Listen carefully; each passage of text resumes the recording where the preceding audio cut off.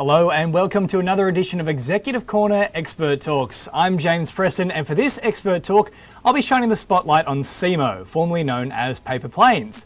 Cemoh is a hybrid digital marketing and recruitment company which has been referred to as the Tinder for marketing experts. Time now to swipe right on the founder of Cemoh, Simon Dell. Simon, wonderful to super like you. Thanks very much. Lovely to be here. Now, Simon, the Tinder for marketing experts, that's a very interesting angle. Why is Cemoh known as that, and what exactly is it that you do? Look, it's pretty a little bit more like WeWork, actually. There's been a few comparisons. Essentially, what we do is we hire really good marketing people, and then we hire them back out to small and medium-sized businesses. We found that a lot of businesses, especially during this, the last couple of years, they want someone good in their business doing marketing, but they can't necessarily afford to have them there full time. So we kind of break up those marketing people into bite-sized pieces and then hire them back out to small businesses. Now, it's a really interesting strategy, and I think I've seen it done quite well in the past with, for example, human resources, where it might cost $70,000 a year to have a full-time dedicated HR person when realistically you only need them for maybe a day a week or when there's a contract on the table. So, yeah, really clever thing to do. What makes Cemoh's outsourced marketing strategies better than having it in-house, other than what you've just mentioned, namely if you potentially can't afford a full-time marketing expert? You're spot on about the human resources. A lot of other parts of businesses have done it very well for many years. Human resources being the obvious one. CFOs, financial, that's been another one as well. But marketing has never done it like this. We found there's lots of benefits. We found the part-time one is the obvious one, but we also find that a lot of businesses, they're always looking for this marketing unicorn. We call them unicorn because they're expecting them to be able to do absolutely everything. They expect them to be experts at digital marketing. They expect them to be graphic designers, edit video, etc., etc. And we can find that we sort of take the budget that they would have for one person and break that up more, so it's more beneficial to their company that they can have the experts that they need and when they need them.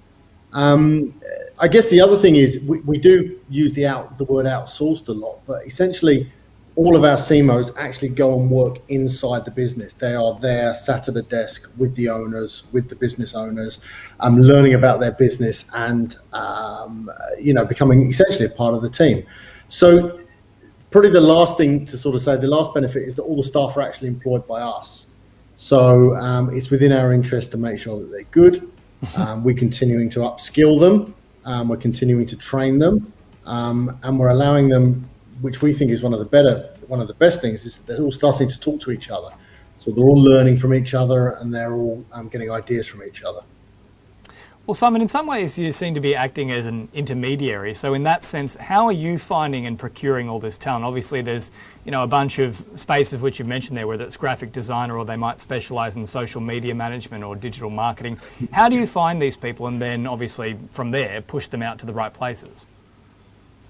We started off in the early days. So the model has only been running for a year. As you said, we used to be running under another name. We evolved this model into the Cemoh model. In the early stages, it was just people we knew. We were just sort of pinching them from all over the place. We had a lot of our Cemohs are parents coming back into the workforce, and they may not want to necessarily work a full day, a full week, and they want to come back and they maybe want to work 2 or 3 days a week to fit in around their family. So we were just finding them from all over the place. We're actually starting to find now they're coming to us. They realize that they can build a career, they can have make their own time, work as many days of the week as they like. A lot of them love the flexibility. We're starting to see that they're arriving in our inbox, they're calling us up, they're emailing us. We still use the traditional channels, Seek, LinkedIn, but we are lucky that they are starting to come to us now. Well, Simon, I think you're in a really well-positioned spot because obviously with the backdrop of the pandemic, there's going to be more remote working. There's going to be more people looking for flexibility with, I guess, all that uncertainty surrounding everything at the moment. Have you found there's been perhaps more of a push into something that you're doing, for example, looking for that, I suppose, less full-time sort of role, more flexible role, and in turn, other companies are also looking for that?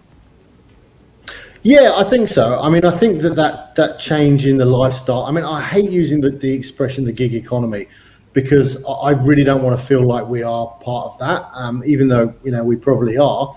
But we can sort of say to people, hey, look, we can give you full-time work if you like, 5 days a week. If you want to come to us and you just want 1 day a week, and we do have CMOs that just work 1 day a week for us.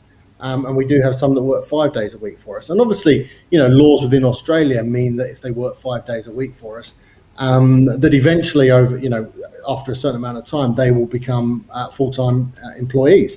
And we're happy to have them as full-time employees. So, look, I think it's a demand from both the businesses looking for people that are flexible and looking for marketing people that are flexible. And it's a demand from the other side of things with those people that are looking for those flexible roles. Yeah, lots of flexibility, also lots of opportunities for growth too. So I wanted to ask you, what would be probably the most profitable channel for you at the moment in terms of marketing? And how do you plan to capitalize more on those channels that are emerging?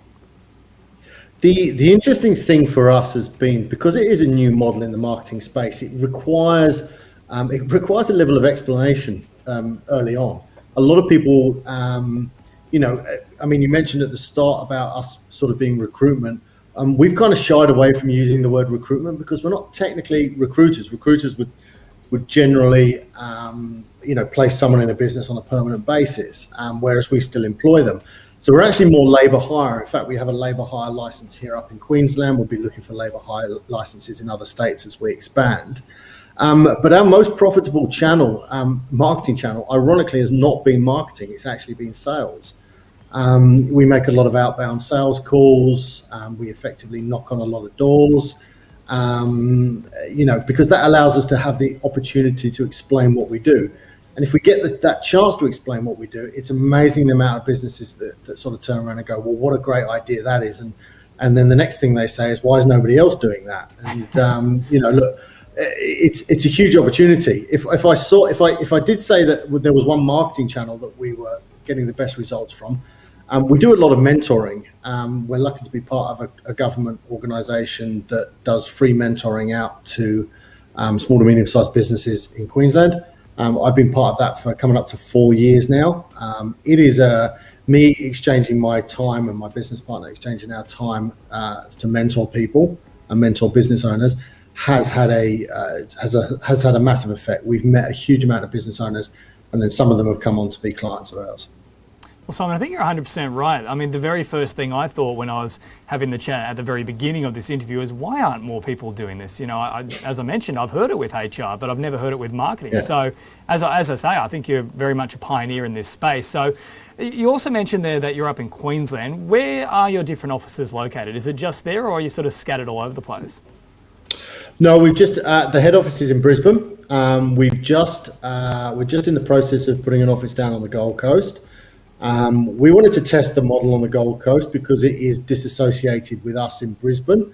And we felt if we can prove that we can grow the Gold Coast without myself or my business partner actually being there, then if we can grow it on the Gold Coast, we can grow it anywhere. We were going to launch in Melbourne next month. We've sort of put that on hold just because of the uncertainties around lockdowns and pandemics. We have a opportunity down in Sydney that we want to explore as soon as possible. Sunshine Coast. Look, we believe we can take this model and put it in any Australian city, and thus, also take it overseas. So we are very bullish about the growth opportunities in the next 5 years. But at the moment, we're firmly established in Southeast Queensland, looking to move interstate back end of this year, early next year. Yeah, brilliant. Look, if you do happen to come to Sydney, definitely pop in. We'll have a chat in person, which would be fantastic. Now, aside from obviously what you do in terms of finding this great talent and then looking elsewhere, I mean, you're working with business to client, you're also doing business to business, but which segment is relatively more challenging for you? And do you have any plans to tackle those challenges when they do emerge? We don't really sort of deal much with the B2C marketplace. B2B is our firm of focus. I guess maybe B2C, you could argue that we are when it comes to recruiting the actual CMOs, if you wanted to call them, customers. But B2B is our real focus. Look, the biggest challenge with any B2B strategy is getting in front of the decision maker and getting you sat down in front of the person who is there making the decision as to who they are hiring or who they're not hiring.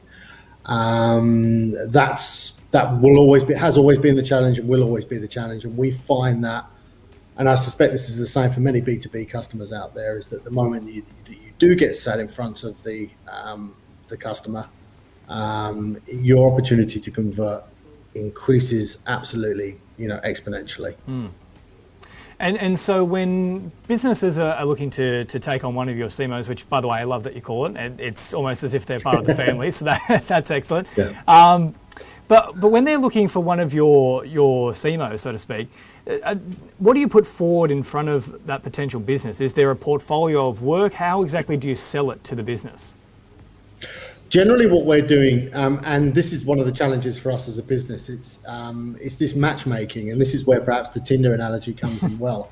We're trying to match the business and their requirements and their needs with the right CMO. And not only do we have to match them in terms of their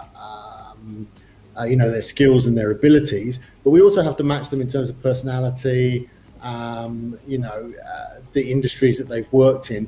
So at the moment, that's all done manually, and we recognise that as the business grows, we can't continue to do that manually, which is sort of where my business partner steps in. His background is in that HR space. We're going to eventually build a platform.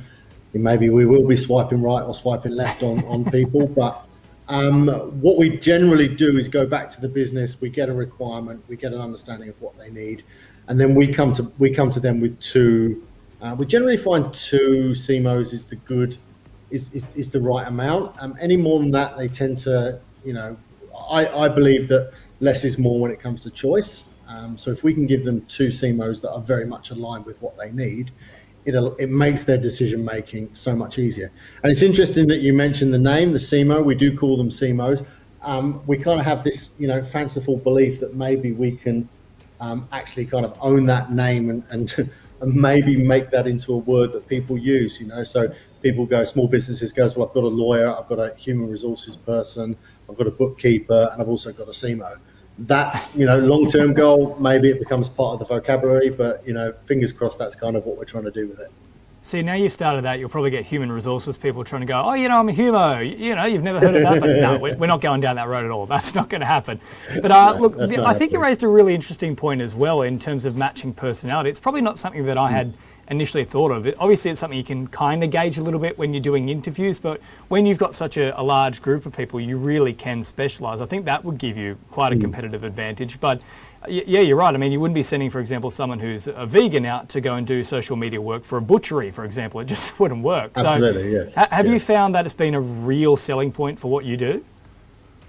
Yeah, look, I mean, the businesses want someone, they want their problem solved, and they want their problem solved quickly.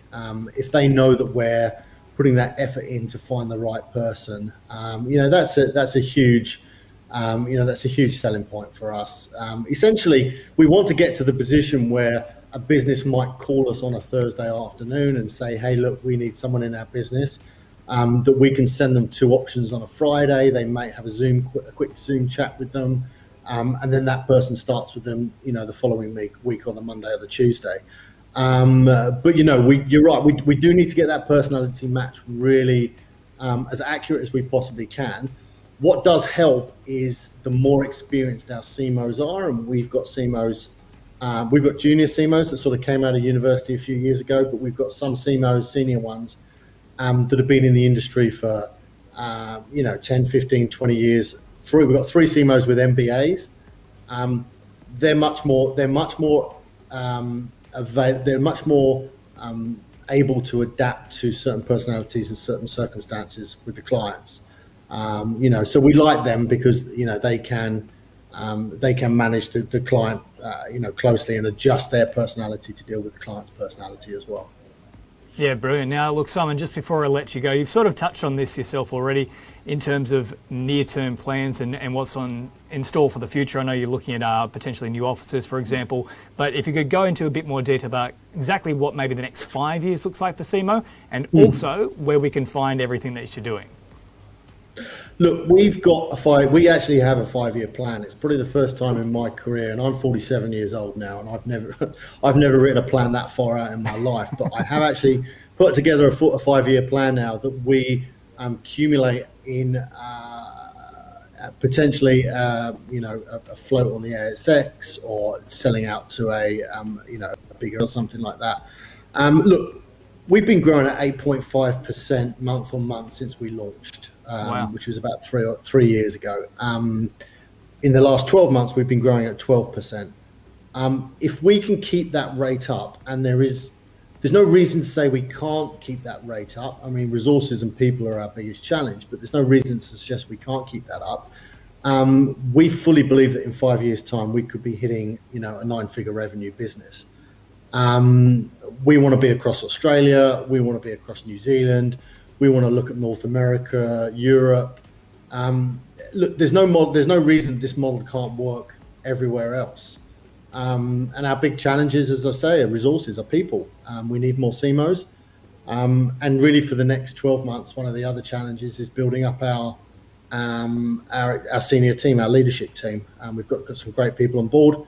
We need some new people on board, and that will help us in the next 5 years. And the immediate steps is looking for some seed funding. At the moment, we've got a pitch deck together. We're talking to some angel investor groups. We're quietly confident that we can secure something. We've got great financials. We're not like a standard startup that's been losing money hand over fist. We've been profitable every month, bar 4 months since we launched. So, we're confident that we can do this. We just want to do this a lot quicker. Brilliant. And Simon, just before I let you go, what's the website? Where can we find you? Yep, cemoh.com, CEMOH. See it on the T-shirt there. And in case anyone's wondering, because people do wonder all the time, Cemoh is the phonetic pronunciation of CMO, Chief Marketing Officer.